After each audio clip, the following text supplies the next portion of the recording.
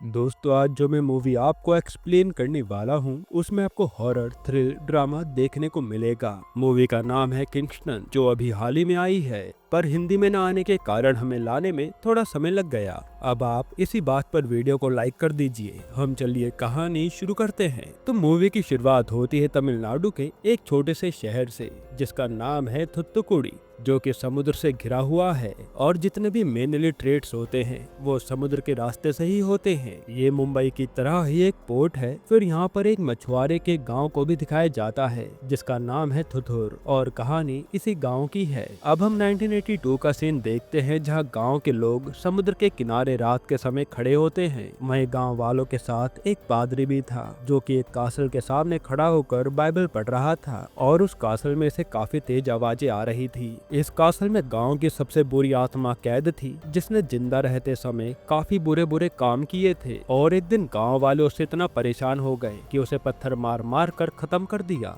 तब मरने के बाद वो आदमी अभी भी नहीं रुका और उसकी आत्मा ने पूरे गांव को शापित कर दिया। आए दिन गांव में रहस्यमय तरीके से मौतें होने लगी, इसलिए यहाँ पर पादरी को बुलाया था, जो कि इस बुरी आत्मा से गांव वालों की जान बचा सके। अब पादरी का कहना था कि तुम्हारे गांव में जो भी मौतें हो रही हैं वो इसी बुरी आत्मा के कारण हो रही हैं, और इससे छुटकारा पाने के लिए हमें इसे सी ब्रायल देना पड़ेगा। सी ब्रायल मतलब जल समाधि। वैसे ये गांव वालों के लिए कोई नई बात नहीं थी, ये गांव का पुराना कल्चर था, लेकिन सी ब्रायल सिर्फ गांव के रिस्पेक्टेड लोगों को दिया जाता था, जिन्होंने लाइफ में सिर्फ अच्छे काम किए हैं, और यह गांव की प्रथा है। लेकिन अब मजबूरी में इन्हें इस श्रापित आत्मा से छुटकारा पाने के लिए इसे भी सी ब्रायल देना पड़ेगा। ऐसा करने से गांव वालों के ऊपर से तो श्राप हट जाएगा, लेकिन फिर वो श्राप समुद्र में फैल जाएगा, और इस कासल के आसपास जितनी भी मछलियां वगैरह आएंगी वो भी खत्म हो जाएंगी, जिससे ये गांव वाले भी फिशिंग करने के लिए समुद्र में नहीं जा सकते, और अगर ये गए तो वो बुरी आत्मा इन्हें छोड़ेगी नहीं। हालांकि इन गांव वालों की रोजी रोटी तो फिशिंग करके ही चलती थी, पर हालात को देखकर ये उन सब शर्तों को मान जाते हैं। फिर पादरी के कहने पर गाँव वाले सोने को पिघलाकर उस कासल के ऊपर सोने की सील लगाते हैं, लेकिन तभी अचानक से मौसम खराब हो जाता है और बिजली गांव पर गिरने के कारण गांव में आग लग जाती है, और गांव के कुछ लोग आग बुझाने लगते हैं। वहीं पादरी इस रिचुअल को पूरा करते हुए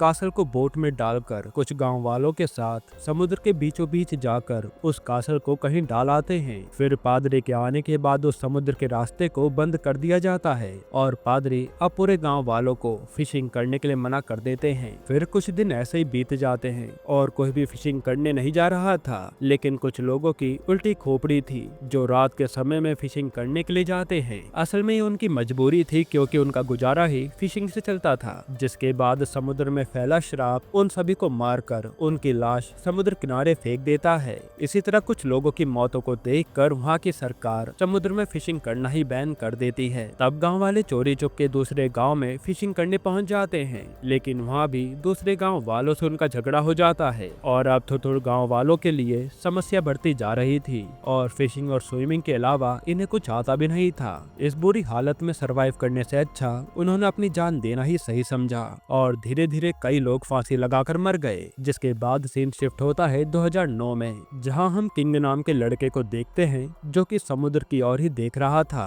और इसके पापा की मौत भी समुद्र में फैले श्राप की वजह से हुई थी। वो भी सब कुछ जानने के बाद भी फिशिंग करने गए थे। वहीं किंग को यह भी बात पता होती है कि यहाँ समुद्र श्रापित है और किसी को भी इसमें जाने की परमिशन नहीं है, लेकिन इन सब चीजों को वो नहीं मानता और हमेशा समुद्र में जाकर उस रहस्य का पता लगाने की जिद करता रहता है। लेकिन उसके दादा उसे ये सब चीज करने से मना करते हैं, लेकिन किंग उनकी बात नहीं सुनता और उनसे बहस करने लगता है कि पूरा थुत्तुकुड़ी फिशिंग करता है, तो यहाँ हमारे गाँव में रोक क्यों लगाई गई है। तब उसके दादा बताते हैं कि समुद्र में जो बुरी आत्मा है उसकी दुश्मनी सिर्फ हमारे गाँव से है, और वो उसे पूरी कहानी सुनाते हैं। लेकिन किंग को अभी भी इस कहानी पर यकीन नहीं होता। तब यहाँ पर एक थॉमस नाम का आदमी आता है, जिसकी गांव वाले काफी रिस्पेक्ट करते थे, क्योंकि जब गांव वाले भूखमरी से जूझ रहे थे तब थॉमस ने आकर गांव वालों को बचाया था। लेकिन ये सब उसने तरस खाकर नहीं करा था, इसके पीछे उसका एक मास्टर प्लान था। दरअसल थॉमस एक गैंगस्टर है, जो गाँव में फैली भूखमरी के चलते गाँव वालों से स्मगलिंग का काम कराकर उन्हें कुछ पैसे दे देता है। खैर फिर थॉमस किंग से कहता है कि तुम अपने पापा वाली गलती मत करना, तुम मेरे साथ काम करो करो, खूब पैसा कमाओ और अपनी लाइफ अच्छे से जियो। तब थॉमस उसे एडवांस में पैसे देकर कहता है कि जब बड़े हो जाओगे तो मेरे साथ काम करने आ जाना। वहीं किंग के हाथ में पैसे आते ही वो तो कुछ और ही सोचने लगा था। उसका सोचना था कि वो जल्द से जल्द काफी सारे पैसे कमाकर एक बोट खरीदेगा और फिर समुद्र के बीचों बीच जाकर गांव वालों को साबित कर देगा कि ये समुद्र श्रापित नहीं है और वो वहां से फिशिंग करके जरूर आएगा। जिसके बाद कहानी शिफ्ट होती है प्रेजेंट टाइम 2025 में, जहां हम देख पाते हैं कि थॉमस अब काफी बड़ा गैंगस्टर बन गया है और पूरे थुत्तुकुड़ी में उससे पूछे बिना कोई भी फिशिंग नहीं करता। वही थुतुर गाँव में उसे लोग फरिश्ते की तरह समझते हैं। यहाँ गाँव में जब भी किसी की मौत होती तो वो अपने आदमियों के जरिए उस परिवार के लिए पैसे भिजवा देता था। फिर हम किंग को देखते हैं जो कि काफी बड़ा हो गया था और वो थॉमस के लिए काम करता है। जो पैसे थॉमस को भिजवाने होते थे वो किंग के जरिए ही भिजवाता है। इधर किंग के दोस्त उसका इंतजार कर रहे होते हैं। वहीं किंग उन पैसों से जुआ खेलने लगता है और किंग की हमें यहाँ एक और बात पता चलती है कि उसे जुए में कोई हरा नहीं सकता। फिर यहाँ पर वो जुआ जीतने के बाद वो पैसे लेकर परिवार वालों को दे देता है और जीते हुए पैसे में से कुछ पैसे अपने पास भी रख लेता है। वहीं हम रोज को भी देखते हैं जो कि किंग की गर्लफ्रेंड है और वो किंग की सारी हरकतों के बारे में जानती है। उसी टाइम रोज किंग को अपनी जेब में कुछ पैसे डालते हुए देख लेती है और उस पर भड़कने लगती है कि तुम कभी नहीं सुधरने वाले। मगर किंग उसकी बातों पर ध्यान नहीं देता क्योंकि उसे तो जल्द से जल्द एक नई बोट खरीद कर समुद्र के रहस्य का पर्दाफाश करना है। फिर रात को किंग के दादा को एक सपना आता है जिसमें किंग बोट लेकर समुद्र के बीचों बीच चला गया था, जहाँ पर काफी सारी बुरी आत्माओं ने उसे घेर लिया था। इतने में उसके दादाजी की आंख खुल जाती है और यह सपना उनको अक्सर आया करता था। वो बस यही विनती करते हैं कि आगे भविष्य में ऐसा कुछ भी ना हो। जिसके बाद हम किंग को देखते हैं जो रात को अपने दोस्तों के साथ दारू पी रहा होता है। तब किंग के दादा उसके लिए खाना लेकर आते हैं और किंग उनसे नशे में कहता है कि एक दिन मैं जरूर एक नाव लेकर समुद्र में जाकर रहस्य का पता लगाऊंगा। जिस पर उसके दादा कहते हैं कि मेरे जीते जी ऐसा कुछ नहीं होगा। फिर दादा चले जाते हैं और वहाँ पर एक बेंजामिन नाम का लड़का आता है जो कहता है कि मेरे घर की हालत काफी ज्यादा खराब है, इसलिए मुझे तुम्हारे साथ काम करना है। और बेंजामिन रॉबर्ट का बेटा था जो कि पहले थॉमस का कभी बिजनेस पार्टनर हुआ करता था, लेकिन वो उसके साथ फ्रॉड करके भाग गया था। तब किंग के दोस्त मना कर रहे होते हैं कि हम एक गद्दार के बेटे को अपने साथ नहीं रखेंगे, लेकिन किंग उस पर तरस खाकर कहता है कि मैं अन्ना से बात करके देखूंगा। फिर हम एक लड़के को देखते जो समुद्र के किनारे बैठकर अपनी बहन को याद कर रहा होता है। तभी उसे अपनी बहन समुद्र के किनारे पड़ी हुई दिखती है और वो भागता हुआ उसके पास जाता है। तभी उसकी बहन उसका पैर पकड़ लेती है और जैसे ही वो अपनी शक्ल घुमाती है तो उसे देखकर लड़का डर जाता है क्योंकि वो ज़ॉम्बी की तरह दिख रही थी। तभी किंग के दोस्त गोडसे की आंख खुल जाती है और ये सिर्फ एक सपना था। असल में गोडसे की बहन बचपन में ही गायब हो गई थी जिसकी लाश समुद्र किनारे मिली थी। यहाँ समुद्र श्रापित होने के अलावा यहाँ पर एक और मामला भी था। दरअसल हर महीने यहाँ पर एक लड़की गायब हो जाती थी जिसकी लाश अगले दिन समुद्र के किनारे मिलती थी। अब इसका कुछ भी पता नहीं चला था कि ये कौन सा श्राप था। खैर फिर अगले दिन बेंजामिन गॉडसे के घर आता है और आज वो उसे थॉमस से मिलवाने के लिए ले जाने वाला था। जहाँ थॉमस के पास पहुंचकर थॉमस कहता है कि इसकी क्या गारंटी है कि ये मुझे अपने बाप की तरह धोखा नहीं देगा। तब किंग कहता है कि इसकी गारंटी मैं लेता हूँ, जिस पर थॉमस किंग के कहने पर बेंजामिन को काम पर रख लेता है। इसके बाद किंग बेंजामिन को काम सिखाने के लिए अपने साथ ले जाता है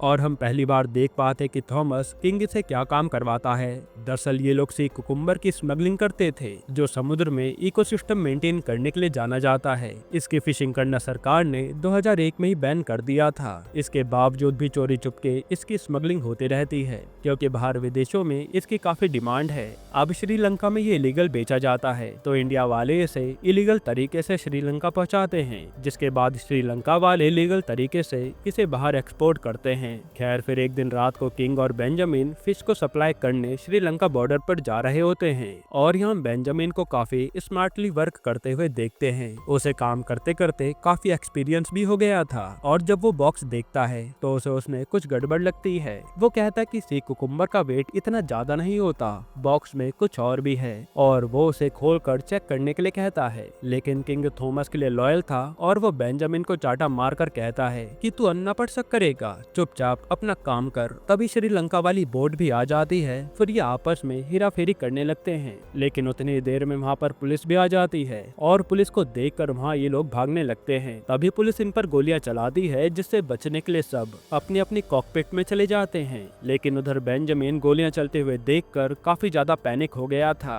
और वो पानी में कूद जाता है। तब किंग उसे देखकर बेंजामिन को बचाने के लिए पानी में कूदता है, लेकिन एक गोली बेंजामिन को लग जाती है, जिसके बाद किंग उसे किसी तरह समुद्र किनारे लेकर आता है और यह बेंजामिन की मौत हो गई थी। तब किंग और उसके साथियों को यह देखकर काफी ज्यादा दुख होता है और किंग के दिमाग में बस एक ही बात चल रही थी कि मछलियों की स्मगलिंग के लिए पुलिस हम पर गोलियां क्यों चलाएगी, कहीं बेंजामिन का शक सही तो नहीं था। तब वो उस बॉक्स को खोलकर देखता है और बेंजामिन का शक सही था। थॉमस इनसे फिश के साथ ड्रग्स की स्मगलिंग भी करवाया करता था। किंग को ये बात पता चलते ही वो सीधा थॉमस के पास आता है और उससे दुश्मनी मोल ले लेता है। वो कहता कि मैं तेरी सच्चाई सबको बताकर रहूंगा, जिस पर थॉमस कहता कि जा चला जा, तेरी बातों पर कोई भी विश्वास नहीं करेगा। खैर अगले दिन बेंजामिन का अंतिम संस्कार किया जा रहा होता है। तब थॉमस अपने आदमियों से वहाँ पैसे भिजवाता है, लेकिन किंग उन्हें पैसे देने नहीं देता और झगड़ा कर कर वहाँ से भगा देता है। फिर रात को किंग समुद्र में जाने के बारे में सोच रहा था, तभी उसे उसके दादा की कहानी याद आती है। जिसके बाद कहानी पास्ट में जाती है 1982 में, जिसमें हमें पता चलेगा कि वो श्रापित आत्मा किसकी थी, जिसे कासल में बंद कर कर समुद्र में फेंका गया था।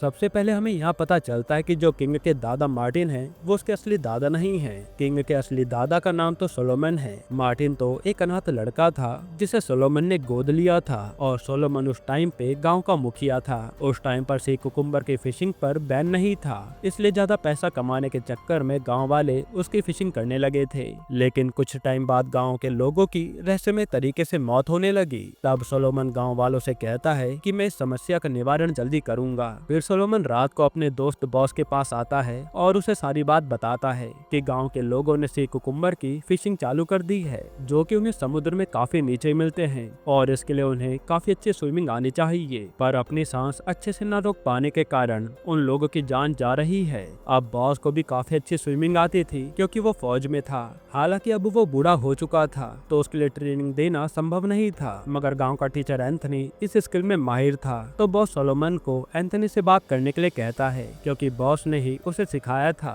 फिर बॉस एंथनी के घर जाकर उसे स्विमिंग सिखाने के लिए कहता है, जिस पर शुरुआत में तो एंथनी नहीं मानता, पर समझाने के बाद वो मान ही जाता है। इसके बाद जब वो स्विमिंग करने के लिए समुद्र में जाता है तो वो भी वहाँ से वापस नहीं लौटता और उसकी लाश वापस आती है, जिसकी लाश को देखकर बॉस काफी ज्यादा दुखी हो जाता है। वहीं सोलोमन कहता है कि इतना अच्छा स्विमर भी जिंदा नहीं बच सका, यानी समुद्र में कोई भी सर्वाइव नहीं कर सकता। फिर कुछ दिनों बाद सोलोमन इन सब चीजों का जिम्मेदार बॉस को बताता है और उसका पर्दाफाश करते हुए कहता है कि बॉस के पास काफी सारा सोना मिला है। और फिर वो यहाँ पर काफी शॉकिंग बात रिवील करता है कि बॉस यहाँ के मछुआरों को टॉर्चर करके समुद्र की गहराई में पड़ा सोना निकलवाया करता था, लेकिन हर कोई समुद्र के इतने डीप प्रेशर को हैंडल नहीं कर पाता था, इसलिए कुछ लोग मारे भी जाते थे। और अपने लालच को पूरा करने के लिए बॉस सबकी लाइफ को खतरे में डालकर उनसे काम करवा रहा था। जब एंथनी को बॉस की सच्चाई पता चली तो बॉस ने उसे भी मार दिया, इसलिए अब वो खुद बॉस को मारते हुए गाँव वालों के सामने लेकर आया है इंसाफ करने के लिए। तब ये सुनते गाँव वाले बॉस को पत्थर मार मार के खत्म कर देते हैं, लेकिन मरने के बाद भी बॉस का लालच खत्म नहीं हुआ था। उसकी आत्मा अभी भी जिंदा थी और वो वापस अपना बदला लेने आ गई थी, इसलिए उसके लालच और गुस्से से बचने के लिए उसके कासल पर उसी के सोने को पिघलाकर सील लगाई गई थी। और उसके बाद जो भी हुआ वो तो आपको पता ही है। फिर कहानी दोबारा से प्रेजेंट में आती है, जहाँ हम रोज को देखते हैं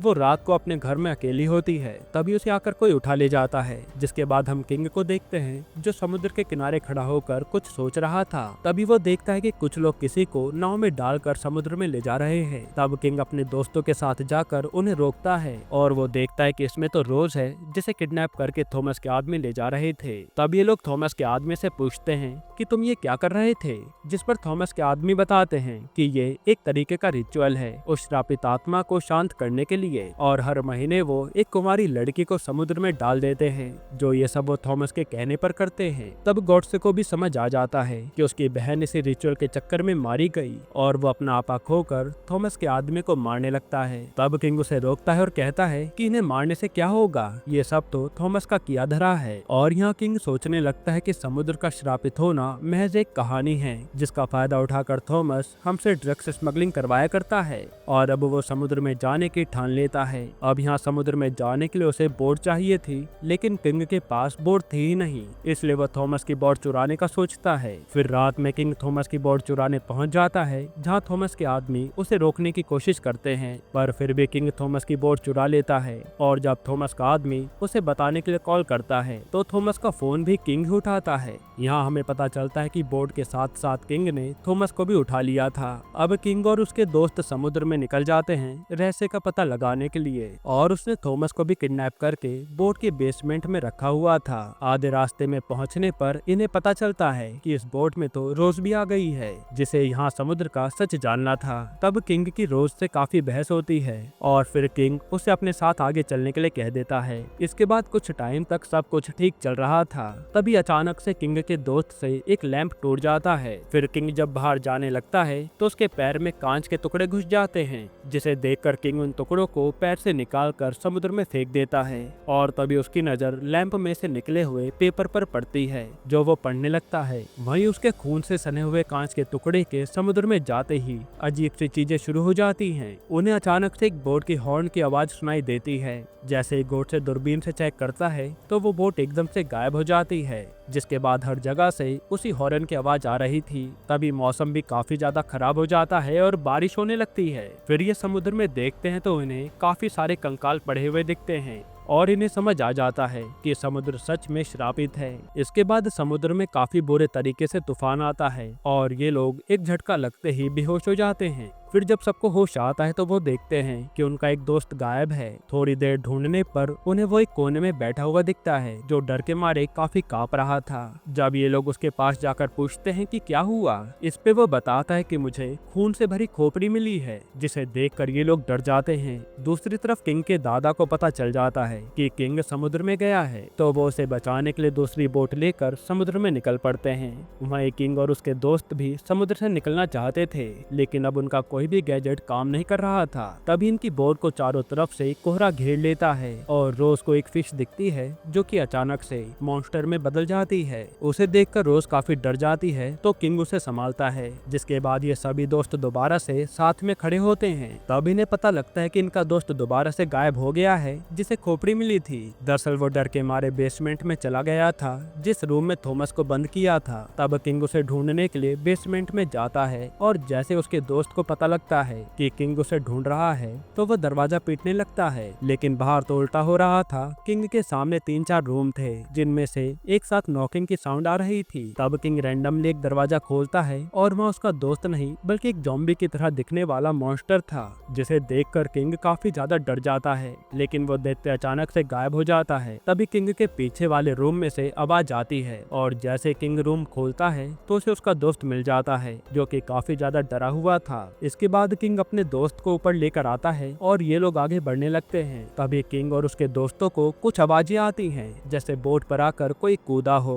बाहर जाकर जब ये चेक करते हैं तो किंग के दादा बोट पर पड़े हुए थे। दरअसल किंग के दादा शराब के कारण मारे गए थे। दूसरी तरफ समुद्र के किनारे लोगों को किंग के दादा की लाश मिलती है और ये जो है उसके दादा का श्रापित वाला वर्जन है। इधर पानी में से एक दैत्य निकलता है, जो उसके दादा को ले जाने आया था, और वो उन्हें लेकर दोबारा पानी में चला जाता है, जिसे किंग देखता ही रह जाता है। फिर तभी किंग अपने दादा के पीछे पानी में छलांग मारता है और उसका दोस्त भी पीछे पीछे कूद जाता है। अब किंग अपने दादा को ढूंढ ही रहा था, वहीं बाकी के दोस्त उन्हें बचाने के लिए पानी में रस्सी फेंक रहे थे। तभी गोडसे का पैर कोई पकड़ लेता है, लेकिन गोडसे अपना पैर छुड़ाता है और देखता है कि ये तो उसकी दीदी है, जो कि श्रापित होकर ज़ॉम्बी में बदल गई थी। तभी वहाँ पर काफी सारी ज़ॉम्बीज बोट पर चढ़ने लगते हैं और ये सब वही लड़कियां थी जिन्हें थॉमस ने समुद्र में डलवा दिया था।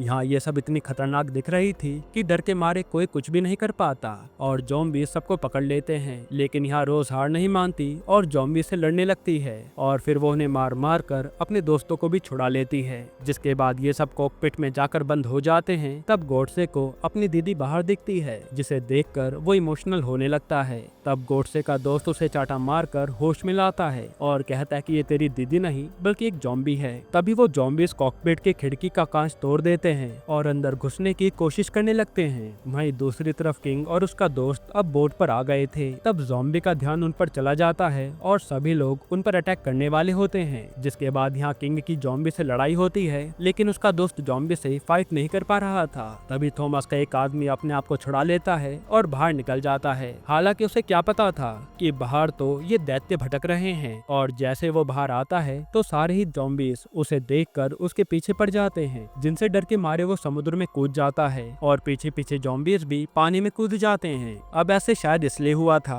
क्योंकि वो थॉमस का आदमी था जिससे उनकी पर्सनल दुश्मनी थी। फिर किंग को याद आता है कि उसके दादा मरने से पहले कुछ इशारा कर रहे थे। तब किंग लैम्प से निकले पेपर को पढ़ने लगता है, जिसे पढ़कर उसे पता चलता है कि असली कातिल बॉस नहीं बल्कि उसके असली दादा सोलोमन थे, जो कि मछुआरों की लाइफ को खतरे में डालकर समुद्र से सोना निकलवाए करते थे, जिसकी सच्चाई बॉस को पता चल गई थी और उसने सोने के साथ उसे पकड़ लिया था। लेकिन तभी सोलोमन के साथ काम करने वाले लड़कों ने पीछे से बॉस पर अटैक कर दिया और उसे मार मार कर अधमरा कर दिया था, जिसके बाद सोलोमन ने अपना सारा इल्जाम बॉस पर डाल दिया और गांव वालों ने मार मार कर बॉस का ये हाल कर दिया था। हालांकि ये पूरी सच्चाई सिर्फ किंग के दादाजी जानते थे, लेकिन वो डर के मारे किसी को कभी कुछ बता ना पाए और उन्होंने ये सब एक कागज पर लिखकर इस लैंप में डाल दिया था। अब किंग को यहाँ पर सब समझ आ जाता है कि बॉस एक प्योर सोल था, लेकिन उसके साथ नाइंसाफी हुई है, जिसके बाद वह एक बैड सोल बन गया और पूरे गांव को श्रापित कर दिया। अगर उन्हें समुद्र को श्राप से मुक्त करना है तो उसके कासल का कुछ करना पड़ेगा, लेकिन उन्हें समझ नहीं आता कि वो क्या करे, क्योंकि अगर वो समुद्र से उसे निकाल कर कहीं और गाड़ेंगे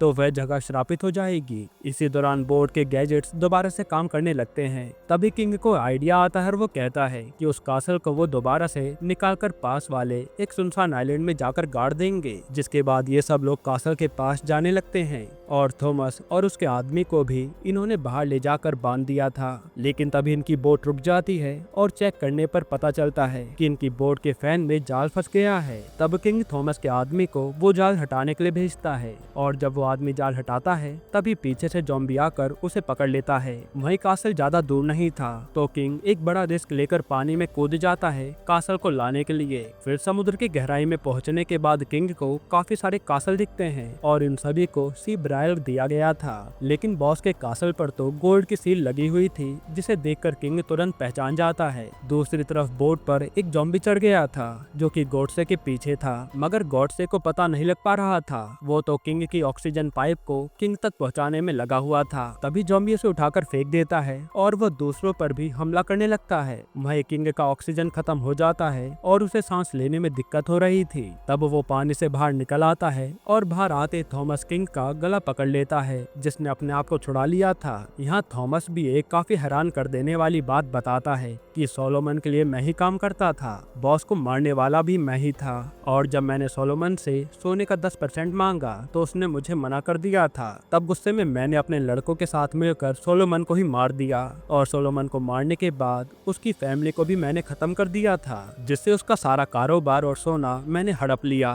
वहीं किंग अपने दादा के साथ रहता था इसलिए वो बच गया था। जिसके बाद सोलोमन की आत्मा थॉमस के पीछे पड़ गई थी, इसलिए वो गांव छोड़कर बाहर भाग गया और फिर एक गैंगस्टर बन गया। वहीं उसके साथियों को सोलोमन की आत्मा ने मार दिया था। फिर वो ये भी रिवील करता है कि वो क्यों हर महीने कुंवारी लड़कियों को समुद्र में फेंका करता था। दरअसल जब एंथनी की लड़की ने बॉस के कासल को हाथ लगाया था तब वो कुछ देर के लिए शांत हो गया था, क्योंकि वो एंथनी की लड़की को अपनी बेटी की तरह मानता था। इसलिए शराब को शांत करने के लिए वो हर महीने एक कुंवारी लड़की को समुद्र में फेंक देता था। लेकिन इस बार वो किसी को समुद्र में फेंक नहीं पाया था, इसलिए किंग के दादाजी को श्राप ने मार दिया था। अब जैसे ये सारी बातें बताने के बाद थॉमस किंग को मारने वाला होता है, तब ये दोनों अचानक से वहाँ पहुँच जाते हैं जहाँ थॉमस ने सोलोमन को मारा था और ये सब सोलोमन की आत्मा ने किया था। तभी सोलोमन की आत्मा आकर थॉमस को मार देती है। फिर थॉमस से बदला लेने के बाद सोलोमन की आत्मा किंग से कहती है कि बेटा समुद्र में काफी सारा सोना पड़ा हुआ है जिसे मैं अभी तक बचाता आ रहा हूँ, वो भी सिर्फ तुम्हारे लिए। जिस पे किंग कहता है कि आपके लालच की वजह से ही इतना सब कुछ हुआ है, मैं आपकी तरह लालची नहीं हूँ और ना ही मुझे सोना चाहिए, मैं तो बस यहाँ पर समुद्र को इस श्राप से मुक्त करने आया था। ये कहते किंग दोबारा से पानी में पहुँच जाता है। अब किंग को समझ आ गया था कि अगर उसे श्राप की ताकत कम करनी है तो उसे कासल को टच करना पड़ेगा। वहीं दूसरी तरफ वो ज़ॉम्बी किंग के सभी दोस्तों को मारने वाला होता है, मगर इतने में किंग उस कासल को टच कर लेता है जिससे श्राप की ताकत कम हो जाती है और वो सारे ज़ॉम्बी गायब हो जाते हैं। इसके बाद किंग के दोस्त उसे और कासल को ऊपर खींच लेते हैं। फिर मौसम भी ठीक हो जाता है और सब उस सुनसान आइलैंड में पहुंचकर उस कासल को वहीं गाड़ देते हैं। इससे समुद्र में लगा श्राप फट जाता है और वहाँ पर मछलियाँ आ जाती हैं। फिर किंग फिशिंग करके कुछ मछलियाँ पकड़ता है और गाँव में जाकर सबको बताता है कि अब हम फिशिंग कर सकते हैं, समुद्र का श्राप खत्म हो चुका है। जो सुनकर गाँव वाले खुश हो जाते हैं, यहीं पर ये मूवी खत्म होती है। दोस्तों, आपको ये मूवी कैसी लगी हमें कमेंट में जरूर बताइएगा। और मैं अगर आपको छोटा सा रिव्यू दूं तो ये मूवी बाकी मूवियों से काफी अलग है, जिसका कॉन्सेप्ट मुझे काफी पसंद आया। बाकी आपकी इस मूवी को लेकर क्या राय है कमेंट में बताइएगा। और अगर आपको इसके अलावा कोई और दूसरी मूवी का एक्सप्लेनेशन चाहिए तो वो भी कमेंट कीजिएगा। बाकी अगर आपको हाल ही में आई एक कमाल की मूवी देखनी है तो आप ये वीडियो देख लीजिए।